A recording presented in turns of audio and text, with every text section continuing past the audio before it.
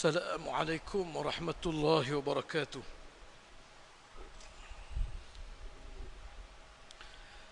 الحمد لله رب العالمين،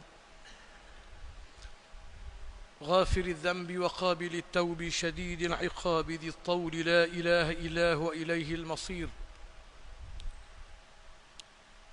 يسبح له ما في السماوات وما في الأرض، فله الملك وله الحمد وهو على كل شيء قدير. والصلاة والسلام على سيدنا رسول الله وعلى آله وأصحابه ومن اتبع هداه، أما بعد. أعوذ بالله من الشيطان الرجيم. وما محمد إلا رسول قد خلت من قبله الرسل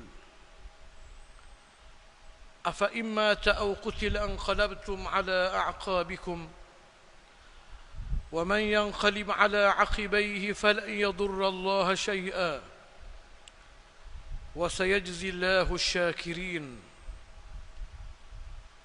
وكأي من نبي قاتل معه ربيون كثير فما وهنوا لما أصابهم في سبيل الله وما ضعفوا وما استكانوا والله يحب الصابرين. Firman Allah Ta'ala yang bermaksud, dan tidaklah Muhammad sallallahu alaihi wasallam itu melainkan seorang utusan, telah berlalu sebelumnya daripadanya utusan-utusan yang ramai. Apakah jika sekiranya Muhammad itu mati ataupun dibunuh, kamu akan kembali menjadi kufur semula setelah kamu beriman? Sesiapa yang memilih untuk menjadi kufur semula setelah dia beriman, dia tidak akan dapat memudaratkan agama Allah sedikit jua pun. Dan Allah akan berikan ganjaran yang baik pada orang-orang yang mensyukuri dengan perutusan Muhammad sallallahu alaihi wasallam itu.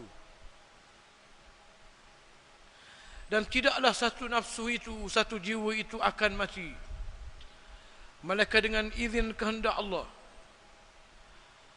Barang siapa yang berkehendak akan kesenangan dunia, akan kami berikan kepada dia. Barang siapa yang berkehendak akan kesenangan akhirat, akan kami berikan kepada dia. Namun kami akan berikan galasan yang baik, yakni syurga, kepada hamba-hamba kami yang bersyukur sahaja. Alangkah ramainya berjuang bersama dengan para nabi itu kalangan orang-orang yang ada Allah dalam hati mereka. Mereka sama sekali tidak merasa terhina, mereka tidak merasa lemah, dan mereka tidak tahu duduk berdiam diri semata-mata. Dan Allah sangat kasih pada orang-orang yang sabar dalam perjuangannya. Yang dihormati Tuan Imam, Tuan Bilal, saudara pengerusi majlis, para hadirin muslimin dan muslimat yang dirahmati Allah Ta'ala sekalian. Alhamdulillah kita dapat bersama-sama pada malam ini. Payah nak mari sini tak tahu buat apa. Namun alhamdulillah sampai juga pada malam ini. Dan oleh kerana kita masih lagi berada dalam mood sambutan Maulidur Rasul, maka saya nak berkongsi dengan tuan-tuan beberapa perkara. Yang pertamanya, menyambut keputeraan Rasulullah sallallahu alaihi wasallam ini bukanlah sunnah Nabi, bahkan bukan sunnah sahabat Nabi, bahkan bukan sunnah salafus salih, kalangan tabi' dan tabi'in. Jika sekiranya dilihat daripada sambutan itu semata-mata. Namun jika sekiranya dilihat sambutan itu sebagai salah satu di antara uslub dakwah, salah satu cabaran yang dihadapi oleh umat di akhir zaman. Diketengahkan kepada mereka pelbagai tokoh-tokoh dunia yang kadang-kadangnya di kalangan pembuat dosa, kadang-kadang di kalangan orang kafir yang membawa bermacam-macam ideologi sesat. Maka sepatutnya menyahut cabaran ini diperkenalkan Muhammad sallallahu alaihi wasallam sebagai bukan sekadar tokoh pilihan manusia, bahkan sebelum itu pilihan Allah. Sejajar dengan cara orang zaman hari ini sambut hari jadi orang-orang yang besar-besar, yang kadang-kadang tak ada guna 5 sen pun, tak menambahkan dunia mereka walau sedikit pun, apatah lagi akhirat mereka. Maka disambut keputeraan Muhammad SAW dengan tujuan ini. Kalau tujuan ini, maka ianya adalah sunnah. Seperti mana firman Allah Ta'ala, ud'u ila sabili rabbika bil hikmah wal maw'izatil hasanah wajadilhum billati hi ahsan. Ajaklah manusia ke jalan Allah dengan bijaksana. Allah Ta'ala tidak mempericikan cara ajak, kerana tidak sama satu zaman di antara zaman yang lain. Namun mestilah dengan cara yang berkesan. Kerana Islam yang dibawa Nabi Muhammad SAW ini sebahagian besarnya tidak menjanjikan habuan dunia, walaupun pastinya ia menghasilkan dunia yang lebih baik. Sebahagian besar yang dibawa oleh Nabi ini menjanjikan pahala. Pahala ni macam mana? Petok, pak semegi, bulat kerah, kita tak tahu pahala. Menjanjikan jalan yang menyelamatkan daripada neraka. Tak tahu neraka duduk di mana.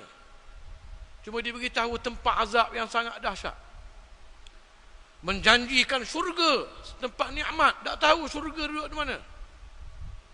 Semua sebahagian besar yang Nabi Muhammad ajar ini menjanjikan benda-benda yang sangat jauh, yang disebut dalam Quran, "Lau kana 'aradan qariba wa safaran qasidan lattaba'uk walakin ba'udat 'alaihim asy-syuqqah." Jika sekiranya apa yang kamu bawa ini, wahai Muhammad SAW, merupakan mata benda yang dekat, perjalanan yang terjangkau, nescaya manusia tidak akan ada yang menolak, semuanya akan ikut kamu. Tetapi ianya adalah satu benda yang sangat jauh dan dipenuhi dengan ranjau dan duri. Maka Islam yang macam ini, hatta kalau kita nak jual tisu je ni, tisu begini, nak suruh orang beli, nampak depan mata tisu ni, boleh pegang, boleh sentuh, ada warna dia, tak kena cara kempen, tak ada seekor habuk orang beli. Tak kena cara ajak, tak ada orang peduli. Apatah lagi nak ajak Islam yang royak pahala, dosa, syurga, neraka, murka Allah, redha Allah. Kalau tak bijak cara royak, lagi orang tak terima. Sebab itu Allah Ta'ala kata, panggil orang ajak pada Islam bil hikmah, dengan bijaksana. Dan cara zaman hari ini, orang zaman hari ini, orang yang siang harinya terlalu sibuk dengan dunia, bekerja tak habis siang, kerja malam, tanggungan yang banyak, menyebabkan bila ada masa cuti, mereka suka berlibur, suka sambut-sambut ini, dia suka. Maka dijadikan cara dakwah ni sambut kelahiran Muhammad sallallahu alaihi wasallam. Contohnya menyambut kelahiran Nabi Muhammad SAW ini, jika sekadar dengan baca berzanji, yang kata hak dengar, hak baca pun tak faham berzanji kata apa. Kerana dia bukan sahaja bahasa Arab, sastra Arab, syair Arab. Kita syair Melayu pun tak faham, jangan syair Arab. Sekadar apa orang panggil, berselawat ramai-ramai, kemudian berjamu, sebelum majlis dengan selepas majlis super tula saja, maka ini terbanyak tak kena. Banyak tak betul. Kerana menyambut Nabi Muhammad SAW ini tak akan ada faedah apa-apa pun melainkan pada orang yang beriman dengan Nabi Muhammad SAW. Dan orang yang bertambah imannya, ini baru ada guna. Kalau sekadar tunjuk gembira Nabi Muhammad lahir, rasanya Abu Lahab lagi hebat lagi pada kita. Abu Lahab ini pak saudara Nabi SAW. Apabila lahirnya Nabi SAW, gembiranya dia sehingga dia memerdekakan hamba dia Suwaibah yang bawa berita gembira, beritahu ke dia, Abu Lahab, anak adikmu, bini adikmu, arwah Abdullah dah beranak dah, lahir dah. Suka sangat sampai dia merdekakan hamba. Hamba ini beribu nilai dia. Kalau kita setakat modal liu berzanji, kemudian berselawat peluh setitik budak tubik, nak bergagah dengan benda ini, tak ada gunanya. Di sana ada riwayat yang dhaif, di mana dikatakan Al-Abbas, pak saudara Nabi SAW, bermimpi berjumpa dengan Abu Lahab lepas Abu Lahab mati. Tanya Abu Lahab, lagu mana? Abu Lahab kata, nyeng kena katok. Malaikat dalam setahun ada sehari direngankan, kena katok juga, cuma slow sikit, iaitu hari dimerdekakan hamba dia Suwaibah, kerana gembira dengan keputeraan Muhammad SAW. Ramai orang ambil cerita ini untuk royak, kena sambung maulid ni, kena sambung. Tapi dia tinggal apa yang lebih penting. Abu Lahab diazab terus menerus, direngankan sekejap aja kerana dia tak beriman. Maka tak ada guna rupanya. Apalah gunanya jika direngankan azab sehari, kemudian diazab terus menerus, wal'iyadzubillah. Sebab itulah orang yang paling layak sekali bergembira dengan keputeraan Nabi Muhammad SAW ini ialah pengikut Nabi Muhammad SAW yang setia. Ayat yang saya baca tadi adalah antara lainnya ayat yang dibaca oleh Sayyidina Abu Bakar As-Siddiq radhiyallahu an apabila Nabi SAW wafat. Di mana Nabi kita Muhammad SAW wafat 12 Rabiul Awal. Kita sambut Maulid Rasul 12 Rabiul Awal. Walaupun kajian moden menunjukkan Nabi lahir ini 9 Rabiul Awal. Kerana para ulama sepakat Nabi lahir Rabiul Awal, ini sepakat. Hari Isnin, ini juga sepakat. Berapa hari bulan, ini khilaf. Lalu ni ada alat-alat moden untuk ilmu falak, untuk mengetahui hari-hari dan tarikh-tarikh yang akan datang. Sampai hari ini, apa kalau kita buka kalender 2025 pun boleh jadi ada dah kalender dia. 2040 pun ada kalender dah. Juga mengetahui hari-hari yang sudah berlalu. Maka dibuat kajian, hari Isnin Rabiul Awal itu mustahil 12 hari bulan, 9 hari bulan. Ini disebut oleh ramai ulama dalam kitab-kitab mereka yang baru ini. Tapi tak apalah, tidak perlu balah benda ini. Kemudiannya, apabila Nabi SAW dilahirkan oleh ibunya, kemudian sehingga dilantik menjadi Rasul, menjadi seorang yang sangat penting dan berpengaruh di dunia ini, sehingga bila tiba hari Nabi wafat, Rasulullah sakit, tak sihat. Sehingga satu hari, ketika mana Abu Bakar As-Siddiq radhiyallahu anhu menjadi imam sembahyang subuh, Nabi selok tabir. Kubur Nabi di Madinah tu, itulah rumah Nabi. Kerana bila Nabi SAW meninggal dunia, sahabat Nabi berbincang nak ke bumi kat mana Rasulullah. Sayyidina Abu Bakar kata, aku pernah dengar Nabi bersabda, para nabi-nabi dikebumikan di mana tempat dia wafat. Di mana tempat dia wafat, di situ dia dikebumikan. Maka itulah rumah Nabi, rumah Siti Aisyah radhiyallahu anha. Tengah semayang subuh, Rasulullah selok tabir. Dah banyak hari dah Nabi tak subih. Dan muka Rasulullah senyum, muka puas hati. Kerana Nabi dah tinggal, dah pelapis orang yang akan meneguhkan ajaran dia. Sahabat Nabi yang meriwayatkan hadis ni kata, kami dah berhari-hari tak tengok Nabi, berasa nak berhenti semayang. Nak pergi terkang Rasulullah SAW. Lepas tu Nabi pun tutup tabir. Rupanya itulah kali takhir. Nabi tengok mereka dan mereka tengok Nabi. Selepas habis subuh, Sayyidina Abu Bakar dah berapa hari tak meniaga. Dia ni orang meniaga. Ditanya anak dia, Aisyah, Aisyah lagu mana Rasulullah? Oh, Rasulullah sihat hari ni. Tak apalah, aku nak pergi meniaga. Tak ada jauh jalan, orang mari turun, Rasulullah sudah wafat. Sayyidina Abu Bakar patuh balik. Sampai di masjid Nabi, ramai orang berhimpun dan Sayyidina Umar tengah beri ucapan. Antaranya Sayyidina Umar kata, Rasulullah dah wafat. Tak mana sabar Rasulullah wafat. Semenanjung tanah Arab pun tak selesai lagi. Ada lagi yang tak terima Islam.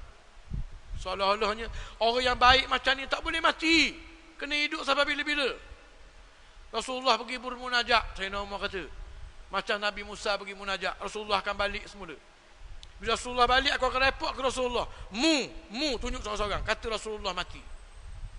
Sayyidina Umar tak diterima. Sayyidina Abu Bakar Siddiq tengok Sayyidina Umar, dia tak layang. Dia masuk seterik ke rumah Nabi SAW. Kemudian dia selok jenazah Nabi. Dia kucup dahi Nabi. Dan dikatakan dia orang pertama yang buat sunnah kucup dahi dalam Islam pada orang yang sudah mati. Kemudian dia pun tubik. Dia terus beri salam, dan bila dia beri salam, Sayyidina Umar pun berhenti ceramah. Orang pun senyap mereka. Dia pun kata dalam kata-katanya yang masyhur, kata-kata yang menunjukkan apa yang penting ialah Islam yang dibawa oleh Muhammad SAW, bukan Muhammad sendiri. Bukan kata kita nak buat komang Nabi kita, tak. Nabi kita manusia paling mulia sekali, makhluk paling mulia sekali ini. Tapi apa yang menjadikan dia mulia? Islam. Apakah yang menjadi perutusannya sangat penting? Ialah Islam. Islam. Rasulullah ni hanya jambatan saja. Sayyidina Abu Bakar kata, man kana ya'budu Muhammadan fa inna Muhammadan qad mat. Siapa-siapa dia sembah Muhammad, rugilah dia, kerana Muhammad sudah mati. Wa man kana ya'budu Allah, sesiapa yang menyembah Allah, itu apa yang diajar oleh Muhammad SAW. Fa inna Allah hayyul la yamut, untunglah dia, kerana Allah Ta'ala itu maha hidup dan tak akan mati selama-lamanya. Lalu dia membaca ayat Quran, wa ma Muhammadun illa rasul, tidaklah Muhammad itu melainkan hanya seorang rasul. Sayyidina Umar kata, bila aku dengar Sayyidina Abu Bakar baca ayat ni, pada aku apa ayat ni aku tak ingat, tak mari. Rebah lalu Sayyidina Umar. Kerana Rasul ialah makhluk Allah. Yang ada ajar dia. Yang tak mati hanyalah Allah saja. Orang baik mati, orang paling baik mati, orang jahat sama telah lagi mati. Mati belaka. Yang penting apa yang Nabi Muhammad bawa. Maka oleh kerana itulah, sesiapa yang nak menyambut maulid Rasul ini kena ingat benda ini. Bahkan Rasulullah tahu maha hebatnya ajaran yang dia bawa. Banyaknya mukjizat-mukjizat, tak mustahil akan ada orang sembah Nabi Muhammad. Sehingga Nabi kata, la tutruni kama atratin nasara ibn Maryam, wa innama ana abdullah fakhulu abdullahi wa rasuluh. Jangan kamu memuja aku lepas aku mati, seperti mana orang Nasrani memuja Isa bin Maryam. Siapa akak jadi Tuhan, akak jadi anak Tuhan. Sebenarnya aku adalah hamba Allah. Maka katalah Muhammad itu hamba dan utusan Allah. Bahkan di antara kata-kata terakhir Nabi sebelum Nabi mati, Nabi kata, la'anallahu al-yahud wan nasara ittakhadhu qubur anbiya'ihim masjida. Mudah-mudahan Allah Ta'ala melaknat Yahudi dan Nasrani kerana dia menjadikan kubur Nabi-Nabi mereka sebagai masjid. Nabi-nabi bukan untuk disembah, bukan untuk dipuja. Kalau nabi macam ini, wali-wali sama telah lagi, ulama-ulama sama telah lagi. Hatta Nabi Muhammad ini tak ada salahnya. Sehingga pernah apabila Imam Malik mengajar, Imam Malik, Imam Mazhab Maliki, Imam Darul Hijrah, mengajar di Masjid Nabi. Tengah mengajar kata, Ustaz Malik, hak ustaz mengajar saat ni tak sama dengan hak ustaz seorang lagi mengajar. Apa lagu mana, nak pakai hak ustaz ke nak pakai hak nu? Imam Malik kata, kullu ahadin yu'khadhu wa yutrak kalamah illa sahiba hadzal qabr. Tiap-tiap seorang diterima dan ditolak kata-katanya, nak pakai boleh, nak tolak boleh. Malaikat tuan punya kubur, ditunjuk kubur Nabi sallallahu alaihi wasallam. Tuan punya kubur ini tak boleh tolak apa-apa yang dia kata. Kena terima belaka semua sekali. Bahkan kita bukan menyambut Maulid hari keputeraan Muhammad, hari keputeraan Nabi Muhammad. Dia disambut begitu, dimuliakan begitu kerana dia Nabi, kerana dia Rasul. Dan dia menjadi Nabi dan menjadi Rasul dengan Quran. Nabi Muhammad SAW sebelum Nabi diutus menjadi Rasul, dia adalah Muhammad. Bahkan berkenaan dengan akan diutuskan seorang Rasul yang bernama Muhammad ini, disebut dalam kitab-kitab dulu, dalam kitab Nasrani, dalam kitab Yahudi disebut, bahkan dalam kitab Hindu pun ada juga disebut lahir Nabi akhir zaman nama Muhammad. Bahkan ada Tok Nujum. Tok Nujum ini orang yang bernujum dengan melalui bisikan jin. Ada terlepas 2-3 berita daripada langit yang jin beritahu pada Tok Nujum. Disebut oleh Ibnu Hisham dalam kitab sirah dia. Tok Nujum pun dapat alamat juga akan lahir Nabi akhir zaman, siap dengan nama Muhammad. Menyebabkan di kalangan orang Arab ada yang beri nama anak dia Muhammad. Antaranya Muhammad bin Uhaihah Al-Ausi. Di antaranya ada seorang ni sahabat Nabi, nama dia Muhammad bin Maslamah. Masa Rasulullah jadi Nabi, tak ada seorang pun berani menamakan nama dia Muhammad. Sudah Nabi jadi Nabi, sampai Rasulullah wafat baru ada nama Muhammad ni. Nama masa Nabi baru jadi Nabi ada dah kan nama Muhammad. Tadi Muhammad bin Uhaihah, ada Muhammad bin Maslamah, ada Muhammad bin Sufyan bin Mujasyi', ada beberapa orang nama Muhammad.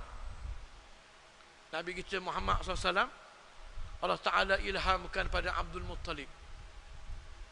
Bila lahir, beri nama Muhammad. Sehingga anak beranak dia tanya, kata, ya Abdul Muttalib, limadha raghibta an asma'i ajdadi? Talib, pasal apa dak beri nama Muhammad dengan nama toki dia? Toki dia ramai kan, hebat-hebat. Ada nama Qusay, ada nama Ghalib, ada nama Ka'ab, ada macam-macam nama. Apa dak beri nama itu, beri nama Muhammad? Tak ada lagi puak kita nama Muhammad. Abdul Muttalib kata, aku beri nama Muhammad supaya an yuhmada fis sama' wa yuhmada fil ard. Kerana Muhammad ni maknanya yang dipuji. Aku beri nama ini, aku agak dia dipuji di langit dan dia dipuji di bumi. Beri nama Muhammad SAW. Masa Muhammad ini diberi diangkat oleh Rasul, dia Muhammad macam orang lain. Balah dengan dia sama je balah dengan orang lain. Tak setuju dengan dia sama je tak setuju dengan orang lain. Kritik dia sama je dengan kritik orang lain. Tapi bila dia jadi Nabi Muhammad, balah dengan dia kafir lalu. Kritik dia dosa lalu. Tak setuju dengan dia masuk neraka lalu. Ini bisa Nabi Muhammad. Bisa Muhammad sebab dia Nabi. Bila dia jadi Nabi? Bila dia terima Quran. Sebelum Rasulullah jadi Nabi, ada banyak tanda. Dah banyak tanda. Hak mak dia sendiri bermimpi. Kisah yang berlaku di rumah Halimatus Sa'diyah, dibelah perut. Dah banyak tanda. Tapi masih lagi Muhammad. Bahkan Nabi Rasulullah dekat-dekat ada. Seminggu, sehari 2 hari lagi nak jadi Nabi. Rasulullah cerita diriwayatkan oleh Sayyidina Anas bin Malik radhiyallahu an. ada pokok wi salam ke Nabi. Assalamu alayka ya Rasulullah. Pokok wi salam. Ada batu beri salam. Sampai Nabi kata, aku boleh tunjuk batu tu. Mujur Nabi tak tunjuk. Kalau tunjuk, pecahannya arah pecah wak mata-mata. Wak mata cicing. Orang kita habis hanelang gitu je, dah ada jumpa pelik sikit, wak mata cicing lalu. Tapi tak jadi Nabi lagi. Sehinggalah mari Jibril alaihissalam bawa watikah. Apa watikah dia? Iqra bismi rabbikal ladzi khalaq. Ini Quran. Sebab tu bisa Nabi Muhammad itu duduk di Quran. Sebab itu bila Sayyidatina Aisyah radhiyallahu anha ummul mukminin tanya, siapa dia Nabi Muhammad ini? Guana perangai dia? Kana khuluquhul Quran. Perangai Nabi itu Quran tu. Quran yang bergerak ini Nabi Muhammad SAW. Maka tak layak untuk sambut dengan Rasul orang yang tak terima Quran. Tak layak nak sambut Rasul orang yang terima Quran separuh, tolak separuh.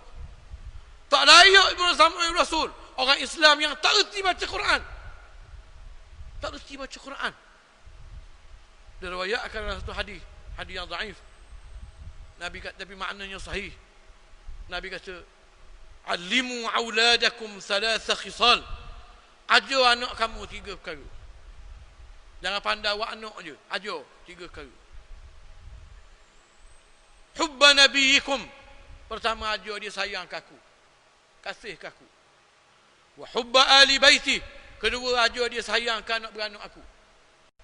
Yang ketiga, wa tilawatul Quran. Ajar dia baca Quran.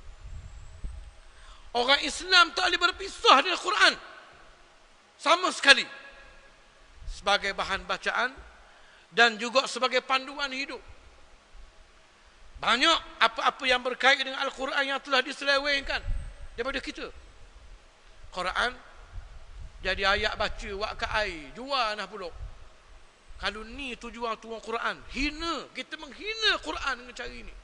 Tanpa menafikan dia obat. Tapi ini bukan benda yang utama. Quran jadi alat untuk hambat jin syaitan. Hak tukar baca tu syaitan. Semata-mata. Ini bukan tujuan utama. Ini salah satu. Ini bukan tujuan utama. Syahrul Ramadan alladhi unzila fihi al-Quran hudan linnas wa bayyinatin minal huda wal furqan. Bulan Ramadan yang difardukan kamu berpuasa itu, bulan yang dipilih oleh Allah untuk turunkan Quran. Apa tujuan Quran turun?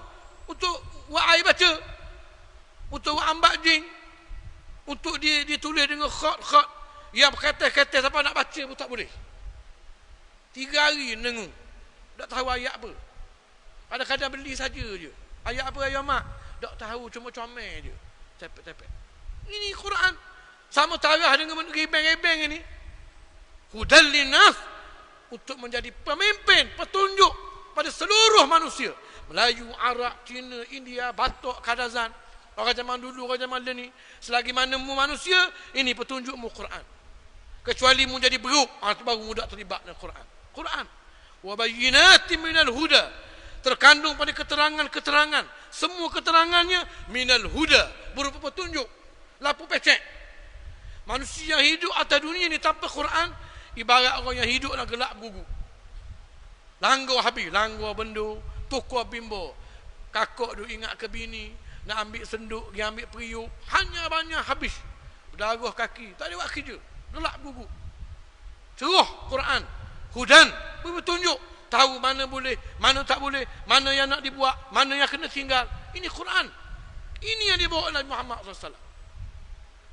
Sungguh-sungguh sambut maulid Rasul, buat lebih kurang dengan Quran. Tak boleh. Tak layak untuk sambut ini. Maka ini benda pertama yang saya nak ingatkan. Sebab itu, bila kita sambut maulid Rasul, kita sebenarnya menyambut kerasulan Nabi Muhammad dan menyambut Quran. Maka majlis-majlis ceramah, syarahan adalah yang paling layak sekali. Lepas tu nak selawat, nak berjanji, sila. Jangan berjanji saja, berselawat saja, tak menambah apa-apa pun. Yang keduanya, Allah Subhanahu Wa Taala jadikan Nabi Muhammad SAW ini, saya nak sebut yang agak orang panggil santai sikit. Saya sebut acak di mana-mana tapi santai sikit. Orang panggil general knowledge. Tak tahu pun tak dosa. Pertama, Nabi Muhammad, namanya Muhammad, dia makna dipuji. Dan masa dia nama dia Muhammad, dia juga dah ada orang lain 2-3 orang nama Muhammad juga. Kerana orang Arab zaman itu, bila dia dengar Nabi akhir zaman yang akan mari dan nama Muhammad, dia beri nama anak dia Muhammad. Takut-takut kena ke anak dia. Dia cerik juga macam Maidan teruk anak dia. Yang keduanya, Rasulullah juga bernama dengan nama Ahmad. Ahmad makna yang sangat terpuji, isim tafdil, yang sangat terpuji. Wa innaka la'ala khuluqin azim. Wahai Muhammad, sebanyak mana perangai-perangai yang paling mulia sekali, mu'ala, atas sekali, paling atas sekali, Nabi Muhammad SAW. Jadi antara nama juga Ahmad, yang terpuji. Nama Ahmad ini katanya zaman Nabi Adam sampai zaman Nabi Muhammad, tak ada orang bernama dengan nama Ahmad. Inilah Ta'ala beri kelebihan. Nabi Muhammad seorang dia nama Ahmad. Lepas Rasulullah wafat, tak ada orang nama Ahmad. Malaikat seorang saja, itu Ahmad Al-Farahidi. Kalau saya royak pun tak kenal, tapi saya tutup. Kaji dengar orang nama Sibawih. Kaji dengar. Sibawih budak je dengar. Ada anak wi nama Sibawih lagi. Sibawih ada seorang orang panggil pakar ilmu bahasa Arab. Orang yang mengarang buku tata bahasa Arab yang dinamakan buku itu Al-Kitab. Buku yang sangat hebat. Nama dia Sibawih. Sibawih ini makna dia bau apple. Apple ada bau ke? Bau apple tu orang Arab panggil Sibawih. Dalam bahasa Parsi katanya Sibawih. Sibawih ini nak boleh dia jadi pandai bahasa Arab, dia belajar dengan seorang tok guru nama Khalil bin Ahmad Al-Farahidi. Ayah Khalil ni lah orang mula-mula sekali nama Ahmad lepas Nabi Muhammad SAW. Nama Ahmad disebut dalam Quran, disebut dalam kitab, dalam khabar gembira Nabi Isa. Nabi Isa kata, wa mubasyiran bi rasulin ya'ti min ba'di ismuhu Ahmad. Nabi Isa kata, aku bawa berita gembira tentang lahirnya, datangnya seorang rasul selepasku, namanya Ahmad. Ini Ahmad. Itu yang pertama. Yang keduanya, Allah Subhanahu Wa Taala, perhatikan kalau kita nak masuk pilihan raya, antara syarat pentingnya kena orang kenal kita. Kalau tak kenal, pakai dok lah, tak apa nak undi kita dah tak kenal. Tahu penyamu mana tak kenal, tak undi. Kena salah satu sifatnya kena orang kenal. Sebab tu kalau nak pilih-pilih calon pilihan raya ke, calon AJK masjid pun kena orang kenal. Tak tahu siapa-siapa dia ke tak pilih. Nabi Muhammad ni bukan nak jadi AJK masjid, bukan jadi calon pilihan raya. Untuk menjadi orang kepercayaan seluruh dunia. Maka Nabi Muhammad ini telah dipromosi oleh Allah Subhanahu Wa Taala 2-3 ribu tahun sebelum Nabi Muhammad lahir. Ya, sebab itu diriwayatkan oleh Al-Imamul Hakim dalam hadis yang boleh dikirakan hasan ataupun sahih. Satu orang Arab Badui mai berjumpa dengan Nabi, dia kata, ya ibnaz Zabihain, wahai anak kepada dua orang yang nak disembelih. Dia panggil Nabi dengan gelaran yang pelik. Dia panggil Nabi, hai Muhammad, anak pada dua orang yang nak disembelih. Nabi pun senyum Nabi. Para hadirin, hari itu bukan ada internet, bukan ada surat khabar. Orang Arab Badui ni orang darat. Orang darat ni pun kenal Nabi Muhammad SAW, walaupun mungkin tak kenal body, batang tubuh dia. Tapi bila dia beroyak sama dia, siapa dia mengaku jadi Nabi tu? Dia kata, Ibnu Zabihain, anak dua orang yang anak di sebelah. Oh, dia tu. Orang mari lalu. Siapa dia? Yang pertamanya adalah moyang Nabi, iaitu Nabi Ismail alaihi salam. Nabi Ibrahim alaihi salam, Abul Anbiya, bila berkahwin dengan Siti Sarah, bertahun-tahun kahwin tak boleh anak. akhirnya berkahwin dengan Siti Hajar. Ketika mana umur Nabi Ibrahim 90 lebih. Ada tak orang surah ni orang 90 lebih umur? Ada. Kalau mari pun ngakuk mari, ada 90 lebih. Kalau ada alhamdulillah panjang umur. 90 lebih lahir. Hajar melahirkan Ismail alaihi salam. Yang menyebabkan tuan-tuan bayangkan orang umur 90 lebih baru beranak. Sebab itu masalah anak ni dah pakar dengan doktor. Allah bukan dah pakar langsung, dah pakar sangat. Doktor kata awak mandu tak boleh anak, ikut doktor lah. Allah SWT beri anak siapa dia yang dikehendaki, tak beri siapa dia yang dikehendaki. Usaha kena usaha. Jangan tengok duduk saja nengung tak mari dua anak. Usaha kena usaha. Tapi kemudian bila umur Nabi Ibrahim cukup 100 tahun, Siti Sarah baru beranak. 100 tahun. Siti lahirkan Nabi Ishaq alaihi salam. Ini anak beranak Nabi belaka. Abang Nabi, adik Nabi, pak dara Nabi ni. Ini keluarga Nabi. Allah Subhanahu wa taala uji Ibrahim alaihi salam. Tuan bayangkan bila berpuluh tahun kahwin tak boleh anak, tiba-tibanya suruh Nabi Ibrahim pergi ke sebuah tempat. Jalan. Jangan berhenti. Aku kata berhenti baru berhenti, baik. Sehingga siapa dekat padang pasir baru suruh berhenti. Berhenti situ. Padang pasir ni perhatian tak ada benda sanggup hidup. Saya sebut acak benda ni. Antaranya dhab. Bewak Mekah ni dhab. Orang lelaki kalau tak kenal dhab, komang lah dhab. Binatang dhab ini tak ada di Makkah. Ini disebut dalam riwayat Imam Al-Bukhari.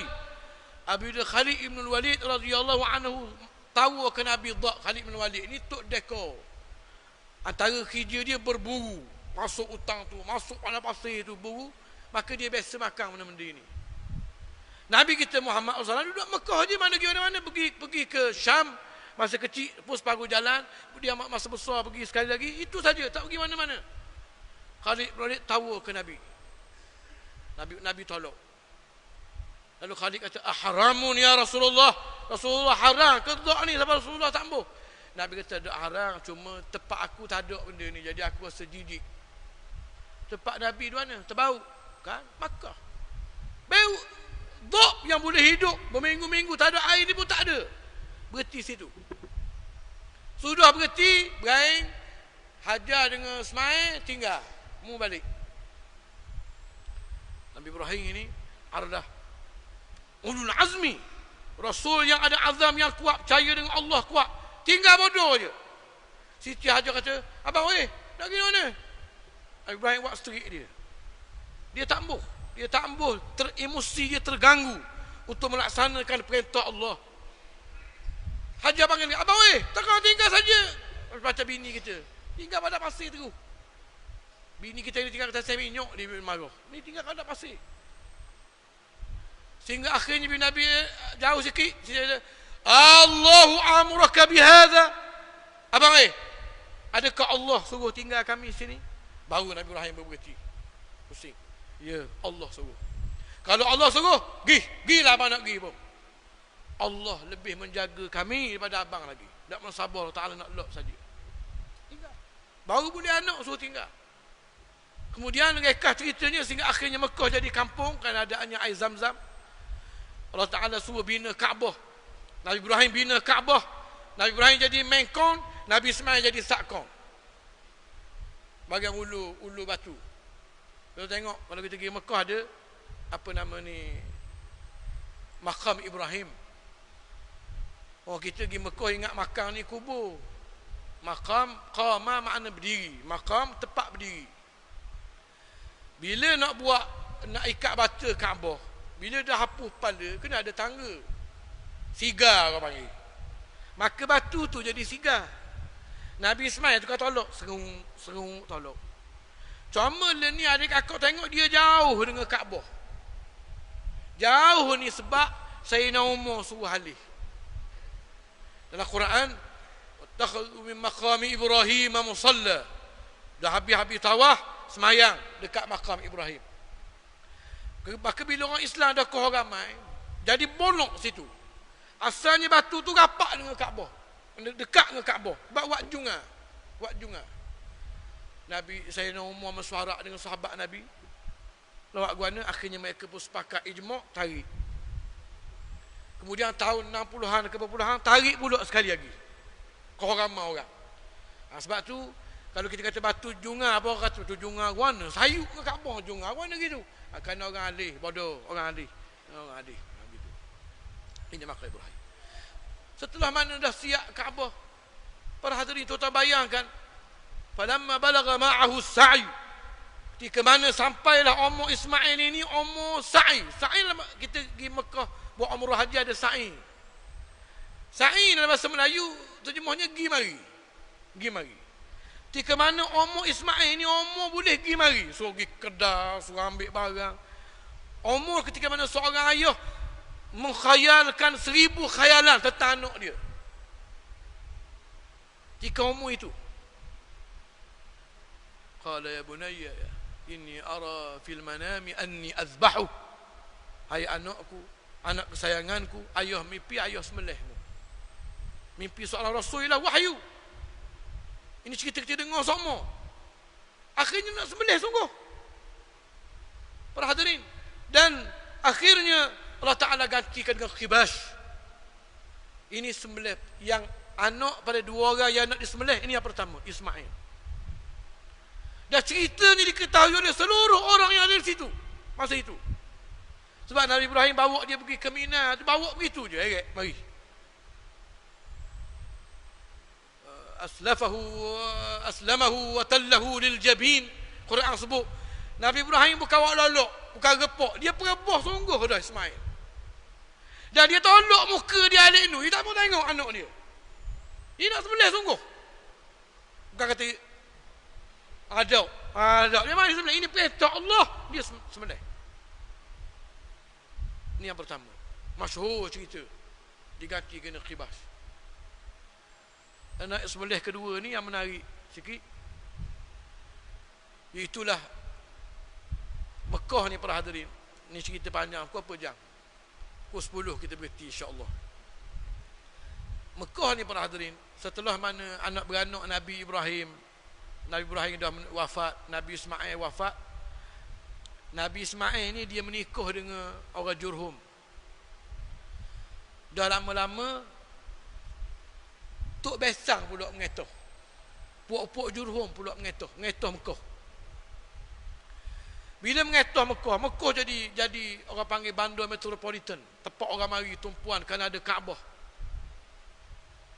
Tempat meniaga. Bila dah kaya, dah mengetah lama, akhirnya jadi korup. Orang Jurhum jadi korup. Mereka ini menyonglapkan banyak benda.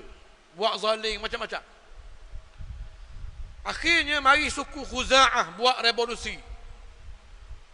Nak jatuhkan Jurhum. Perang. Bila puak Jurhum ni nak kalah, dia bersuarak sama dia. Dia kata puak kita, kalau kalah perang, biar puak dia pun tak boleh ngetah juga. Dia pun gak buat benda. Punca boleh hidup Mekah ni lah Telaga Zamzam. Dia pun ambil harta-harta dia orang beri kepada Kaabah. Lepar dalam telaga belaka, kambuh telaga, bung tutup, wilang kesang, berundur. Bila puak Khuza'ah mengetah, air tak ada. Tak jumpa cari Telaga Zamzam. Nak cakap nak cari, tak jumpa. Mengetah lah beratus tahun mengetah. Sehinggalah akhirnya mari satu tokoh, saya rekahkan cerita ni. Nama dia Qusay. Qusay bin Kilab, Tok Nyang Nabi. Dia ni Tok Deko. Dia membalikkan semula Mekah ini diperintah oleh anak beranak Nabi Ibrahim. Dia ni anak beranak Nabi Ibrahim. Boleh ke dia semula? Qusay mengetah puak-puak Quraisy. Ada riwayat kata Quraisy ini makna dia ikan yu, ikan jos. Ikan jos. Quraisy makna dia ikan jos. Ikan jos ni Kita tak jumpa dia macam kembung ramai, jumpa seekor je. Tapi padang dengan dia debel, dia seekor, dia raja. Maka duduk situ mengetah, berubah satu ke seorang dalam keadaan telaga Zamzam tak ada. Tak jumpa. Sebab itu ada bulan, nama dia bulan Sya'ban. Sya'ban dalam bahasa Arab makna dia at-tasya'ub. Itu orang Arab Mekah ni akan bertebaran tubik, pergi cari air.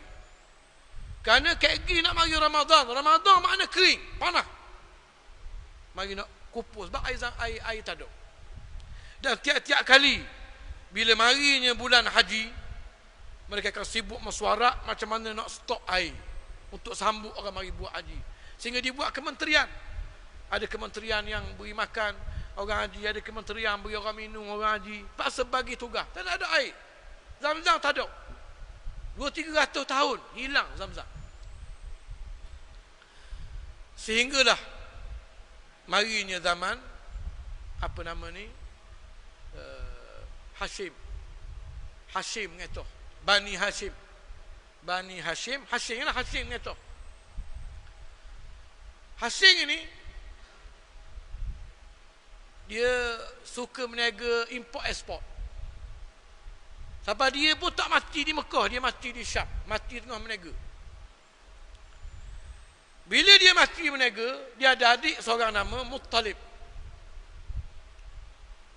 Muttalib ini gati Hashim ngetoh. Tapi Muttalib dia sanjung tinggi Hashim. Dia kata tak boleh, dia kata kena anak abang Sing juga ngetoh. Kata orang Hashim ni tak ada anak lelaki. Nak ngetoh mana? Lalu Talib kata, "Dok, aku aja dengar abang Sing aja royak dia ada anak lelaki seorang." Bokah mari, bokah cari, rupanya ada sungguh anak asing seorang. Nama Syaibah. Duduk di Madinah, tempat Nabi hijrah. Sebab tu Nabi hijrah ke Madinah, tidur di rumah Abu Ayyub Al-Ansari An-Najjari. Ini puak Nabi, puak balik tok Nabi. Asing ni ada bini seorang di Yasrib masa tu, di Madinah. Ada anak lelaki seorang. Muttalib ni pun pergi. Ada sungguh anak abang Sing ni nama Syaibah. Dia royak, dia kata, "Saya nak alik Syaibah ni Mekah tu, nak jadi raja Mekah, ganti ayah dia." Mak dia tak wi. Lalu Talib kata, "Gini Kak, sama ada Kak wi lalu ataupun saya mari dengan askar. Saya balik, saya bagi askar mari. Dia nak ambil, nak jadi raja, bukan nak jadi hamba, nak jadi raja." Akhir keluarga dia pun lepas. Maka budak ni pun Muttalib gendong.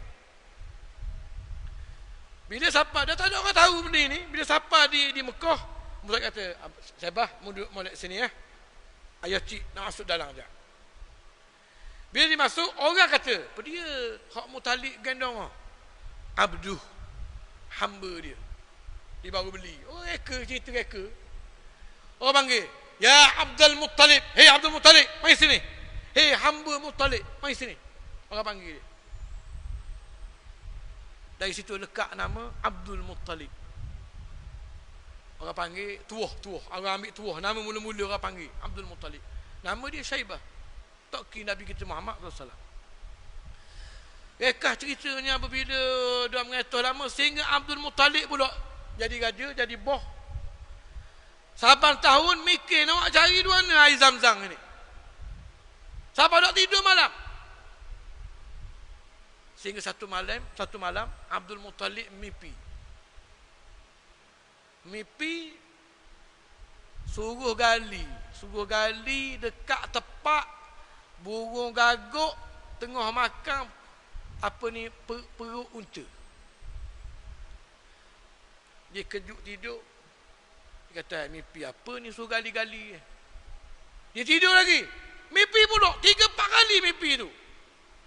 Sehingga dia bangun, dekat masa itu berada dekat Kaabah. Ada tempat satu berhala yang orang sembelih korban pada berhala. Jadi adalah bekas-bekas perut-perut ni ada burung gagak duduk makan. Dia kata, "Lesah ada sungguh." Masa tu Abdul Muttalib ada seorang anak je, anak nama Al-Harith. Seorang anak lelaki je dia ada. Hak lain anak puang belaka, lelaki seorang. Dia kata, ambil cok. Dia pun kawasan lembuh itu, bila bahang di tanah bunyi gema. Orang kata, mana gali tengah-tengah hari buta ni. Orang bertubik tengok Abdul Muttalib tengah gali dengan anak dia dua orang. Dia kata, benda ni? Dia kata, aku mimpi orang suruh gali sini. Air ada sini. Dia kata, tak betul dah mu. Dia kata, pada mu tak betul, air mari duana pula. Lepas tu, orang nasihat dia gali juga. Ketika itu, orang, bukan sekolah tak mau tolong, orang sorok pula. Kata gila, kata nyanyuk, kata Abdul Muttalib. Abdul Muttalib pun buang cok dia pergi kat Kaabah. Dia kata, ya Allah, wahai Tuhan Kaabah, aku tolong mikir hai ke dia. Bukan nak tolong gali, tolong ngaji pula. Tak ada arah lah aku ada anak lelaki seorang. Kalau aku ada anak lelaki ramai, aku kerah belaka anak lelaki aku, mari tolong aku gali. Maka wahai Tuhanku, aku bernazar kamu, kalau mu aku 10 orang anak lelaki, aku nak sembelih seorang. Bukan nak sembelih kambing, bodoh, nak sembelih anak dia seorang, jadi 9. Ini nazar jahiliah hari tu. Dia pun gali, terus gali. Berhari-hari gali, putus asa dah. Sehinggalah satu hari tu tengah gali tu, hak hari lain bunyi kuh. Hak sekali bunyi keng, bunyi mata besi jumpa dengan mata besi. Dia kata, ni lain ni. Lain dak bunyi, banyak hari dak bunyi gini. Dengan tangan pula. Waktu bik ghazal. Apa kita kata? Patung emas. Dan memang saya sebut dah hari tu, Jurhum buang segala harta dalam telaga tu kambuh. Kemudian bila jumpa, baru mari orang, dah jumpa baru mari. Mari jumpa dia, baru mari. Bawa sibuk. Akhirnya jumpalah telaga Zamzam. Abdul Muttalib lah orang yang mengembalikan telaga Zamzam ke Makkah. Rekah lagi cerita tu, panjang lagi. Rekah lagi. Tak ada cerita berabi-berabi. Nak suara suak semua mampu lah. Baca sendiri lebih. Okay. Sehinggalah akhirnya Allah Ta'ala berikan Abdul Muttalib 10 orang anak sungguh. 10 orang sungguh. Anak lelaki.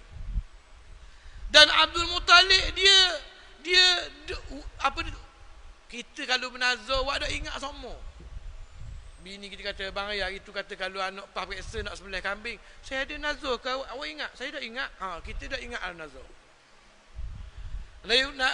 Abdul Muttalib dah. Abdul Muttalib dia dah ni besar-besar belaka. Dia panggil belaka anak lelaki dia. Dia ajak puang, puang ni mulut banyak, duduk rumah. Dia kata, hai anak-anak kebanggaan ayah. Ayah bangga sungguh denganmu 10 orang. Hari tu ayah jalan seorang aja, leni 10 orang. Bodyguard ada anak ayah. Bila ada main sokang lah, kita panggil gini, main sokang-sokang kau, anak ayah juara sampai di rumah ayah. Bila pergi buru hak ni wak alik ni, hak ni wak alik ni, bila pergi juara hak ni wak alik piti, suka ayah denganmu 10 orang. Walau macam mana sekalipun, ayah ada bernazar hari tu. Hari tu abang mu hari seorang je. Ayah bernazar kalau boleh 10 anak lelaki, ayah nak sembelih seorang. Tanya abang mu, kau tak percaya. Apa dia kata, ya sungguh. Maka ayah kata, siapa dah hari ni masanya untuk ayah menyempurnakan nazar ayah. Cuma ayah tak tahu nak sembelih siapa dia.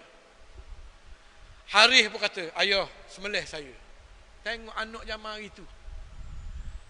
Nak suruh siapa dia sembelih pun berebut.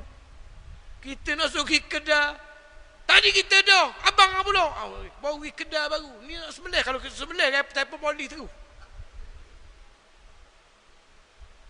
Kata ni, ayah jangan sembelih, saya nak. Abdullah pun tahu diri. Abdullah busuk sekali. Siapa dia Abdullah? Ayahnya Rasulullah sallallahu alaihi wasallam. Tadi kata gini lah, munak payah juga. Kita tanya Tuhan nak orang ni. Dia pergi kat Kaabah, ada satu berhala Hubal, berhala besar. ada Tok Sami seorang, seekor jaga berhala. Orang Arab, yang satu kaedah dipanggil azlam. Yang ada bekah begini, bukan gini lah bekah. Dalam bekah tu, dia bubuh anak panah. Anak panah dia buang mata. Jadi, kalau orang tu katanya, Tok Sami, Haji tanya Tuhan, buka kedai ke tutup kedai hari ni? Ya, 2 batang, buka se, tutup se. Tok kami pun kocok lah. Ya, ada japi dia tu kocok-kocok, tarik. Oh, buka. Boleh niaga lah, buka kedai hari ni. Gitu. Natang mengubuh 2 batang je, buka ke tutup. Hendak malah dah. Jadi, tu. Bila sampai situ, Abdul Muttalib pun royak ke Tok Sami. Tok Sami dia kejut. Tapi cakap banyak tak boleh. Kerana gaji Abdul Muttalib bayar. Dia Abdul Muttalib boh. Dia kata, mau ambil hari ni buat 10 batang. Ubuh nama anak aku 10 orang. Tanya, Tuhan nak mana seorang? Aku nak sembelih. Kocok, tarik, tubik nama Abdullah. Abdul Muttalib pun, mana kanja dia. Allah. Abdullah. Hak dia sayang sekali. Hak busu. Tubik nama Abdullah. Kalau atas tapak ni, mana kalau sembelih Abdullah kok, tak ada Nabi Muhammad kalau buat atas cerita ni. Tapi Abdul Muttalib sama dengan nyang dia hari tu, Ibrahim. Cuma dia kafir je. Jahiliah dia ni. Kata, Abdullah suka. Tuhan pilih aku, dia kata. Untuk sempurnakan nazar. Anak-anak puang Abdul Muttalib bila tahu adik cik dia nak kena sembelih ni, ayo, tahu sembelih. Abdul Muttalib kerah. Pergi jauh, aku nak sembelih kau. Nak sembelih sungguh dia. Akhirnya, anak beranak ni dah cakap Abdul Muttalib tak mau dengar, pergi jumpa dengan orang panggil ketua-ketua Mekah lain. Ketua-ketua Mekah ni pergi jumpa Abdul Muttalib. Ada batu orang politik ni dia bisa. Dia tak main, jangan tak main buah ni. Dia tahu dah Abdul Muttalib dah akan buah ni.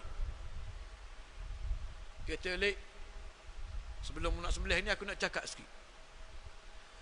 Mu nak sembelih anakmu punya pasal. Boleh apa aku anakmu? Kok mu nak sembelih?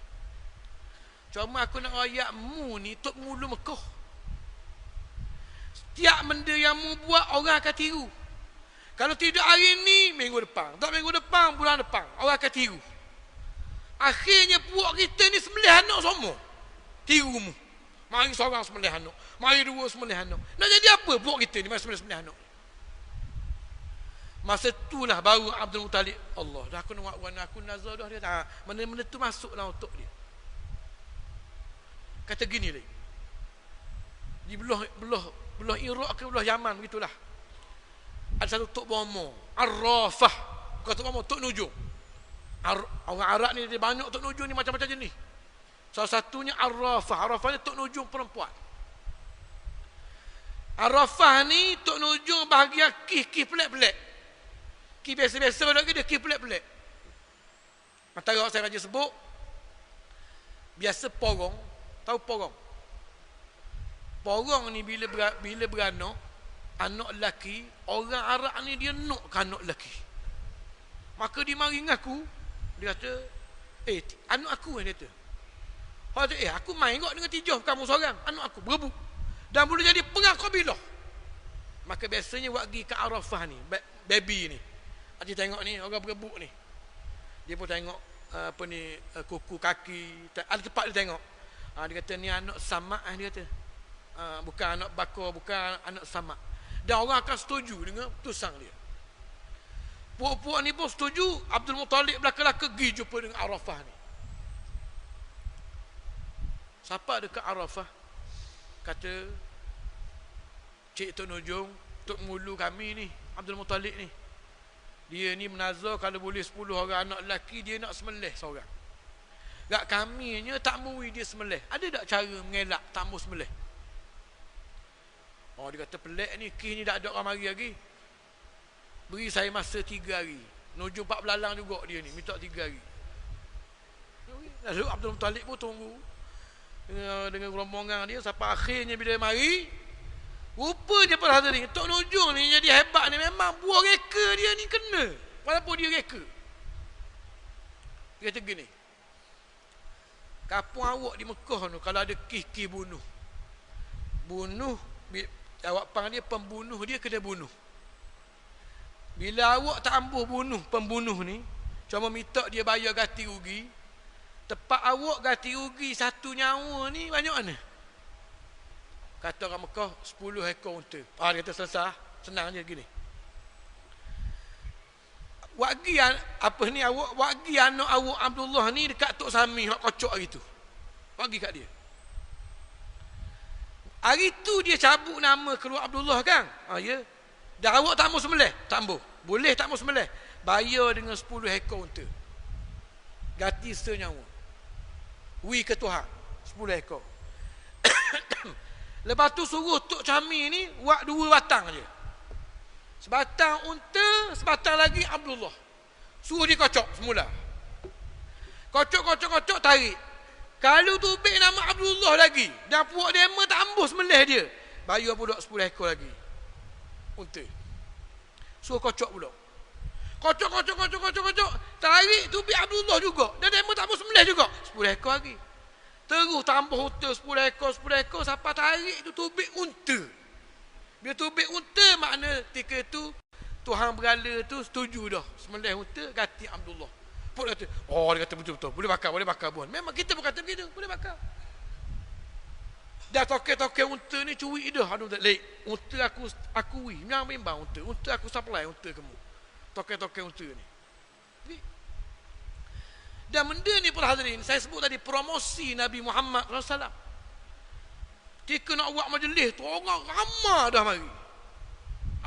mari.